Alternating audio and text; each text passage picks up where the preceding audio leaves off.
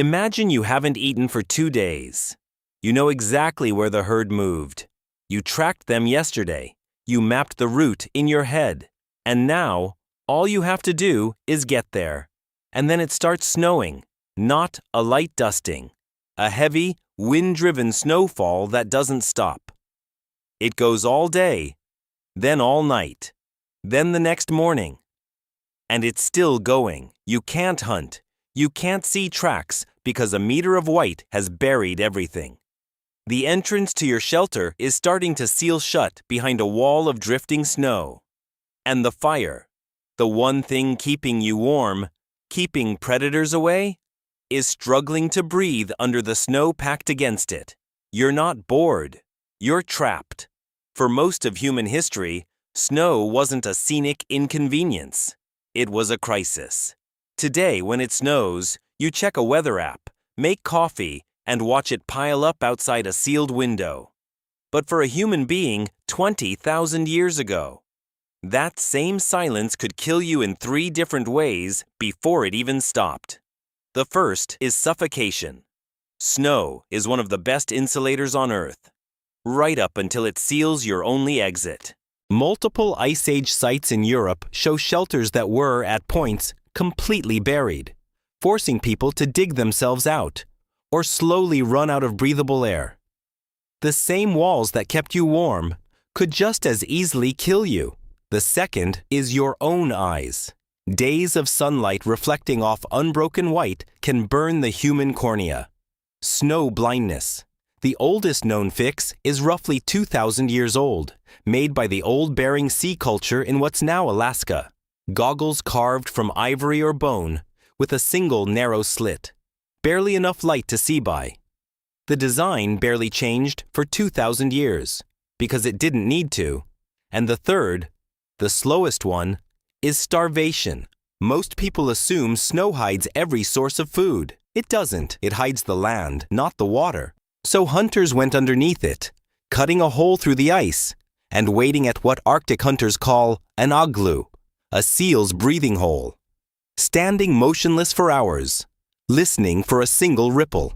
The technique has its own name, Malik, and getting it wrong meant walking home with nothing, in cold that doesn't forgive an empty stomach. 3 ways to die, and none of them mattered as much as the one thing at the center of the shelter, the fire. Snow didn't just threaten the fire, it hunted it, piling against the entrance, sealing the smoke hole, smothering the one thing keeping everyone alive, often before anyone noticed. So people fought back with everything they had. They banked hot coals under ash, so they could survive for hours without fresh fuel. They chose dense wood that burned slowly. Instead of brightly, they angled the fire so smoke escaped, instead of filling the shelter.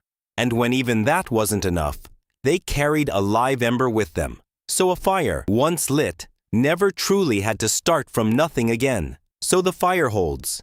You can't go far. Somewhere in that stillness, someone picks up a piece of ivory and starts carving. At Sunghir, in Russia, 34,000 years ago, archaeologists found burials covered in thousands of tiny ivory beads, arranged in patterns that trace the outline of tailored clothing. A parka, trousers, boots. Here's what should stop you. Each bead took roughly an hour to carve by hand. One grave alone held over 13,000 of them. That's more than 10,000 hours of labor, before you even count the stitching. 10,000 hours isn't a craft project. It's what happens when a group is trapped by weather, so often, for so long, that an entire skill economy grows around simply surviving the wait. And it wasn't the only thing being built. In Siberia, archaeologists found a needle carved from bird bone, complete with a threaded eye. Roughly 50,000 years old. The oldest needle ever discovered. You don't carve something that precise while running from the cold. You carve it with hours to spare. Snow itself became a building material too. Packed correctly, it can keep the inside of a shelter dozens of degrees warmer than the air outside, using nothing but body heat and a small lamp. Get it wrong, and the same walls meant to save you either collapse or quietly seal off the air you need to breathe.